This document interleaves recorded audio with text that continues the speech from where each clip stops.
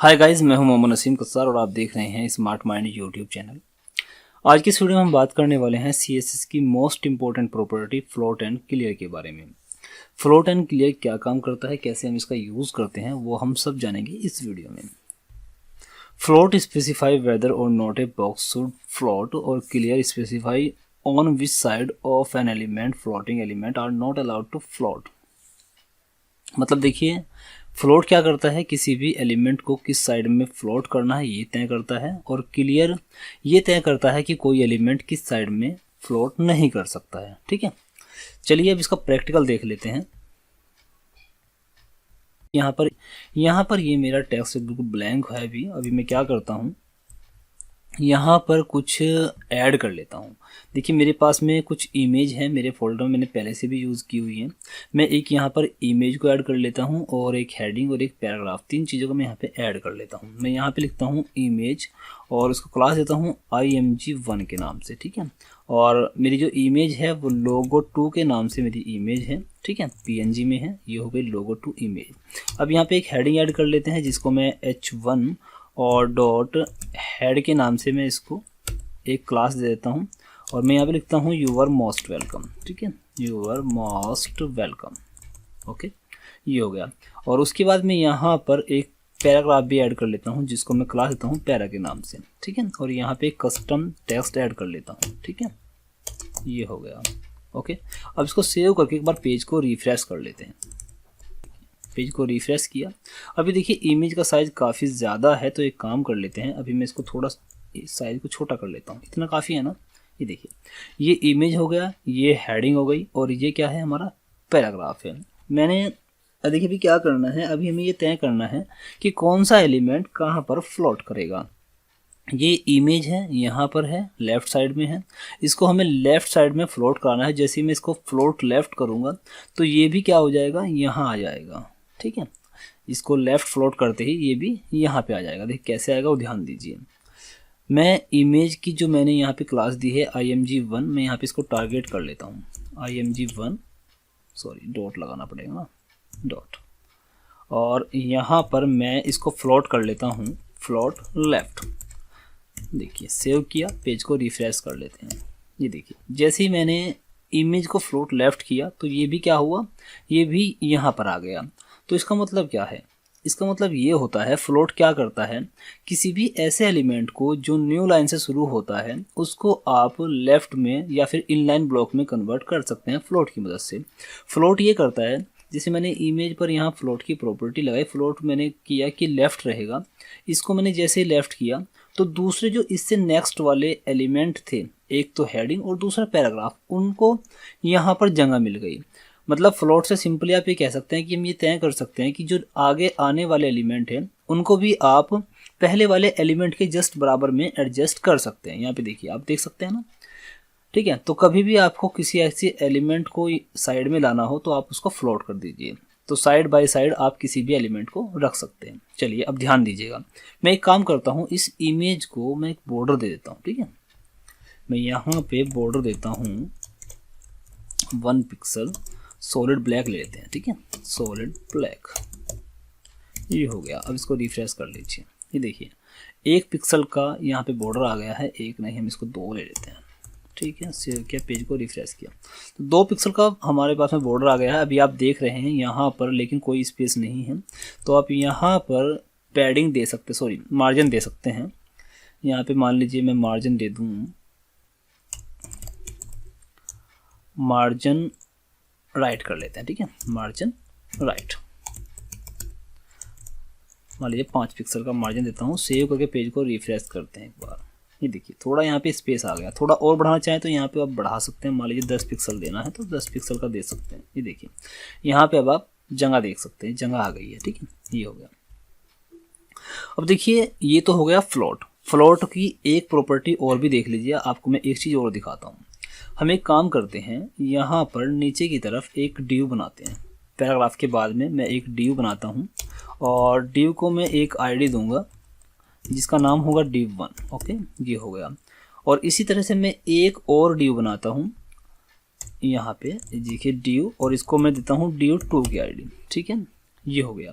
अब देखिए आपको पता है कि div क्या होता है, div एक ब्लॉक एलिमेंट है, मतलब ये हमेशा एक नई लाइन से शुरू होता है। अभी मैं आपको दिखाऊंगा। अभी क्या करना है, देखिए div फर्स्ट और div सेकंड। अब यहाँ पर सेव करके इसको पेज को रिफ्रेश करूँ तो कुछ भी दिखाई नहीं देगा, क्योंकि मैंने div तो बना लिया, उसको मैंने कोई बॉर्डर, उसको हाइट कुछ भी नहीं दिया है। तो अभी यहाँ पे मैं क्या करूँगा, इसको हाइट भी देता हूँ div को। मैं यहाँ पे क्लास div फर्स्ट और इसको हाइट और विड्थ यहाँ पे बनाता हूँ मैं। हाइट ये मैं हाइट मान लीजिए 100 पिक्सल में इसकी हाइट, या फिर चलिए 100 पिक्सल ही कर लेते हैं, ज़्यादा बड़ा नहीं करते हैं। 100 पिक्सल हाइट, और इसी तरह से मैं इसकी विड्थ भी 100 पिक्सल ले लेता हूँ। ठीक है, 100 पिक्सल इसकी विड्थ ले लेता हूँ। और बैकग्राउंड मान लीजिए बैकग्राउंड में इसकी येलो ले लेता हूँ। ठीक है, ये हो गया येलो। और यहाँ पर एक बॉर्डर भी देता हूँ, border 1 pixel solid red. Okay, ये हो गया। ठीक है, अब देखिए ये div फर्स्ट था, इसी तरह div सेकंड के लिए कर लेते हैं, कंट्रोल सी से कॉपी और यहाँ पे पेस्ट कर लेते हैं, और इसको मैं div सेकंड देता हूँ। ठीक है, div सेकंड। और अब की बार इसका बैकग्राउंड येलो नहीं, बल्कि मैं इसका करूँगा ब्लू, और जो इसका रेड, इसको रेड नहीं करते, इसको मैं ग्रीन करता हूँ। ठीक है, अब सेव करके पेज को रिफ्रेश कर लेते हैं। ये देखिए आप देख सकते हैं यहाँ पे नीचे एक, जैसे ही मैंने पहला div बनाया उसका बॉर्डर कैसा है, रेड कलर का है। तो देखिए ये आ गया हमारा फर्स्ट div। और जैसे दूसरा div बनाया तो ये इस साइड में नहीं आया है, ये इस साइड में नहीं आया, बल्कि उससे नीचे की तरफ आया। क्यों आया है, क्योंकि ये एक ब्लॉक एलिमेंट है, हमेशा एक नई लाइन से शुरू होता है। तो यदि आप इस बॉक्स को यहाँ पे लेकर आना चाहते हैं तो आपको क्या करना होगा, जैसे मैंने इमेज के साथ किया सेम ऐसा ही आपको इसके साथ करना होगा। आप इसको फ्लोट कर दीजिए लेफ्ट, और जैसे ही आप इसको फ्लोट लेफ्ट करेंगे तो ये वाला कहाँ जाएगा, यहाँ पे आ जाएगा। क्योंकि ये क्या करता है, फ्लोट करता है। फ्लोट ये तय करता है कि जब आप नेक्स्ट एलिमेंट बनाएंगे आप उसको यहाँ पे रख सकते हैं। ठीक है, वो ये स्पेसिफाई कर देता है। तो जैसे ही मैं इसको फ्लोट लेफ्ट करूँगा तो अब नेक्स्ट वाले जितने भी एलिमेंट होंगे वो नई लाइन से शुरू नहीं होंगे, बल्कि इसी लाइन से शुरू होंगे। यहाँ पर आपको जगह मिल जाएगी, आप ये कह सकते हैं ये एक तरह से नई लाइन बन जाएगी, दूसरे एलिमेंट के लिए ये एक नई लाइन बन जाएगी। तो देखिए मैं आपको करके दिखाता हूँ। मैंने अभी फर्स्ट div को कोई भी फ्लोट नहीं किया, तो मैं यहाँ पे लिखता हूँ फ्लोट, फ्लोट लेफ्ट, और ये हो गया सेव। अब पेज को रिफ्रेश करिए। गड़बड़ हो गया कहीं ना कहीं। यदि आप CSS के नोट्स की PDF प्राप्त करना चाहते हैं तो हमारी वेबसाइट www.smartmindcode.in पर विजिट करें।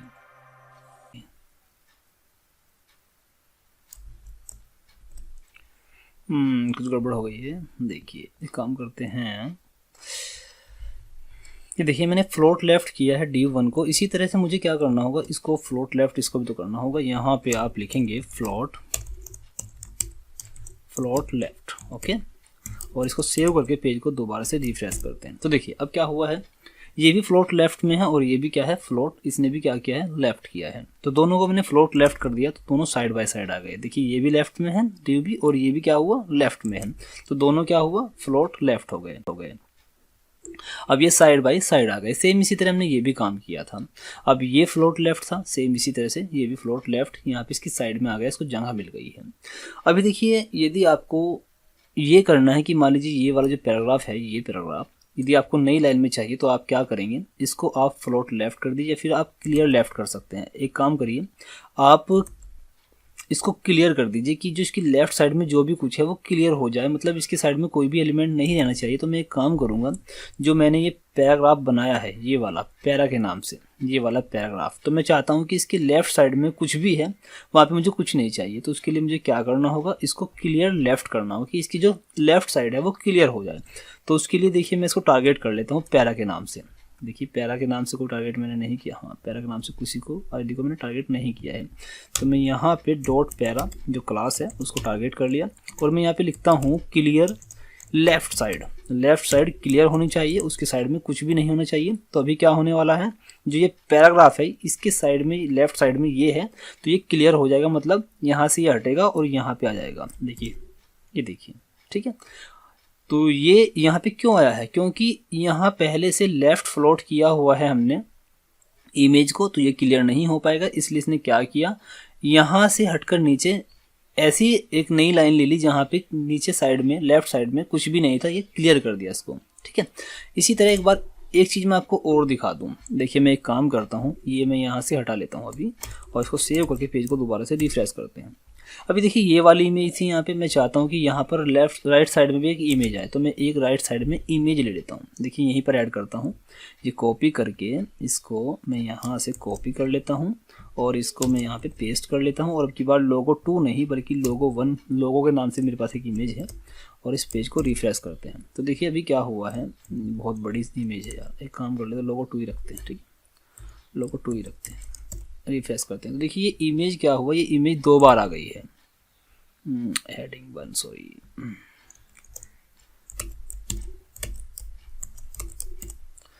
देखिए इमेज 2 बार आ गई है। मैं चाहता हूं कि ये इमेज कहां पर हो, इस साइड में हो। तो इस इमेज को मैं क्या करूंगा, इसको मैंने यहाँ पर इमेज 2 के नाम से एक क्लास दे दी है और यहाँ पर मैं इमेज 2 को टारगेट कर लेता हूँ। देखिए डॉट इमेज 2 और इसको मैं करूँगा फ्लोट मैं करूँगा इसको कहाँ पे, राइट साइड में। ठीक है, सेव करके पेज को रिफ्रेश करते हैं। देखिए अब की बार कहाँ पे है इमेज, ये रही। इसको बॉर्डर दे देते हैं, मैं इसको बॉर्डर देता हूँ 2 पिक्सल सॉलिड ब्लैक। ओके, ये हो गया। सेव करके पेज को रिफ्रेश कर दीजिए। तो देखिए अब क्या हो रहा है, अब ये 2 इमेज आ गई हैं और इन दोनों इमेज में आप देख रहे हैं यहाँ पर, देखिए यहाँ पर भी ये इमेज है और यहाँ पर भी इमेज है और इसके बीच में हेडिंग और ये पैराग्राफ है। यदि आप चाहते हैं कि ये पैराग्राफ राइट साइड से जो भी कुछ है उसको क्लियर कर दे, मतलब ये न्यू लाइन में आ जाए और राइट साइड में कुछ भी ना हो इसके। देखिए ये तो यहाँ से नहीं जाएगा क्योंकि मैंने इसको पहले फ्लोट किया हुआ है राइट साइड में, तो इसको हम नीचे लेकर आ जाएंगे क्योंकि नीचे ना यहाँ पर कुछ है और ना ही यहाँ पे कुछ है, तो ये नीचे आ जाएगा। तो मैं इसको यदि इस पैराग्राफ को यहाँ पर मैं लिख दूँ क्लियर राइट साइड, तो राइट साइड भी क्लियर हो जाएगी। देखिए ये हो गया, राइट साइड से क्लियर होगा क्योंकि राइट साइड से पहले से राइट साइड में इमेज थी, तो यहाँ पे क्लियर करने के लिए इसको नीचे आना पड़ा क्योंकि यहाँ पर ऑलरेडी एक इमेज थी। तो अभी देखिए क्लियर 2 साइड का भी कर सकते हैं। दोनों साइड से क्लियर करने के लिए आप यहाँ पे यदि बोथ भी लिखेंगे तो बोथ भी यही काम करेगा, दोनों साइड क्लियर करेगा क्योंकि दोनों साइड में इधर भी इमेज है और इधर भी इमेज है। दोनों क्लियर करने के लिए ये फिर भी पैराग्राफ नीचे ही आएगा। ठीक है, तो आप इस तरह से क्लियर और फ्लोट कर सकते हैं। फ्लोट का मतलब आप समझ गए हैं, क्लियर भी समझ गए हैं। सिंपल सा दोबारा फिर रिपीट करता हूँ। फ्लोट क्या करेगा, किसी भी एलिमेंट को साइड बताएगा, उसको किस साइड में रहना है, फ्लोट करना है, किस साइड में फ्लोट करना है। और क्लियर क्या करेगा, किसी भी एलिमेंट की कोई भी साइड क्लियर करनी हो तो हम लेफ्ट या राइट का यूज़ कर सकते हैं, क्लियर राइट या फिर क्लियर लेफ्ट। और यदि दोनों ही साइड को क्लियर करना हो तो उसके लिए आप क्लियर बोथ का यूज़ कर सकते हैं। ठीक है, कोई डाउट हो तो आप मुझे कमेंट में बता सकते हैं। और यदि आपको किसी वेबसाइट को बनाने में क्लियर और फ्लोट का यूज़ करना हो, देखिए जो वेबसाइट की मेनू बार होते हैं टॉप साइड में, वे सब क्लियर और फ्लोट की मदद से ही बनाए जाते हैं। ठीक है, यदि आपको मेनू बार बनाना सीखना हो तो मुझे आप कमेंट में बताइए, मैं आपको एक बेहतरीन मेनू बार बना के दिखाऊंगा। ठीक है, लेकिन उसके लिए आपको कमेंट करना होगा। मैक्सिमम कमेंट होंगे तो मैं एक लेक्चर लेकर आऊँगा जिसमें मैं पूरा मेनू बार आपको बना के दिखाऊंगा फ्लोट और लेफ्ट की मदद से। यदि आप यहाँ पर प्रॉपरली नहीं समझ पाए होंगे फ्लोट और क्लियर को, तो मैं आपको फ्लोट और क्लियर की मदद से एक बेहतरीन मेनू बार बना के दिखाऊंगा, लेकिन उसके लिए आप मुझे मैक्सिमम कमेंट